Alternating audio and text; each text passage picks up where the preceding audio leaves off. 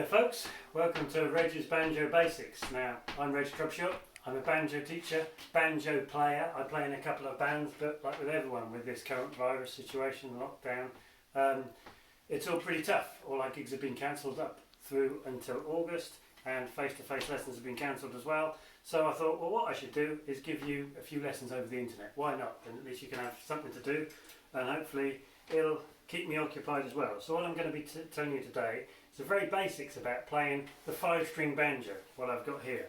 And 5-string banjo is the original American instrument, and to play it, first of all, you need to be set up the right way, sitting in the right position. You can have the banjo on your knee like that, the old adage, I come from Alabama with the banjo on my knee, or you can play it, some people do quite often play between both knees like that. What you will need to do though, because it is quite a weighty instrument, you will need to keep your left hand holding the neck so it doesn't fall down like that. And the banjo here has got an armrest on it, and that is a good place, well, as the name would suggest, to actually put your arm. And I'm going to be showing you a style which is played mostly on the, well, most of you will be familiar with on the 5-string banjo, bluegrass. And if you're familiar with famous banjo tunes like Julian Banjos or Thing from the Beverly Hillbillies, that's played bluegrass style. It's a style, American style, it's an American instrument, so you'd expect that. And it's played on the banjo using these finger picks, which I've just put on. I'll put them on again. It's played with 3 fingers, or your 2 fingers, your index finger and your middle finger and your thumb, and you would put the picks on like so. Put on your thumb like that, and that would be the plastic one, and then the metal finger picks go over your fingers like that, so that they cover over the tips of your fingers. And what you will do then is you will play with an action that involves a downward movement of your thumb like that, and then upward movement of your fingers, like you were grabbing something, like you're grabbing, I don't know, like peanuts out of a jar, something like that. So you've got your banjo set up on your knee. Better tell you the parts of the banjo. This is called the head here. That's the bridge which keeps the strings away from the head. That's the neck. What you want to do to play it is you want to, like I said, you rest your arm with your wrist or your forearm over the armrest here, and you want to point it down in a position, if you think the head of the banjo, that being 12 o'clock going straight down, you're never going to get it straight down, but point it down in about 11 o'clock position, okay?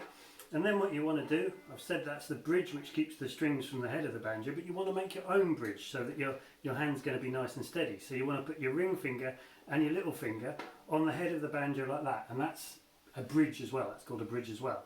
What you'll find when you start playing actually is it's very difficult to keep that ring finger still, because someone told me the tendon of the ring finger is connected to the middle finger, so it tends to move with it. But in time you'll get used to holding that there.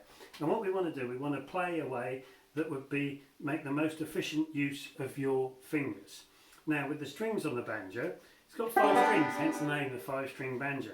And the strings are numbered. The one closest to you is the 5th string, then you have the 4th string, 3rd string, 2nd string and 1st string.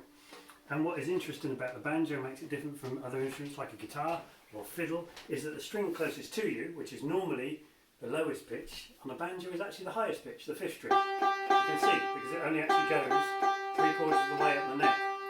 The next string, the 4th string, is then the lowest string, and then you go up in pitch, 3rd, 2nd and 1st. Okay, so the movement, like I said, with your thumb is a downward movement, and with your index and your middle finger is an upward movement. Which strings they play? Well, the thumb will always play the 5th string like that. We'll also play the 4th string,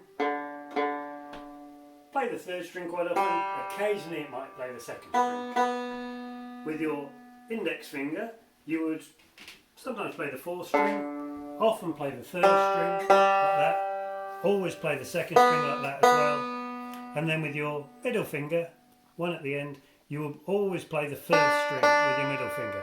Occasionally you might play the 2nd string, but generally the 3rd string. So you'll be playing like this: thumb, thumb, index, index, middle.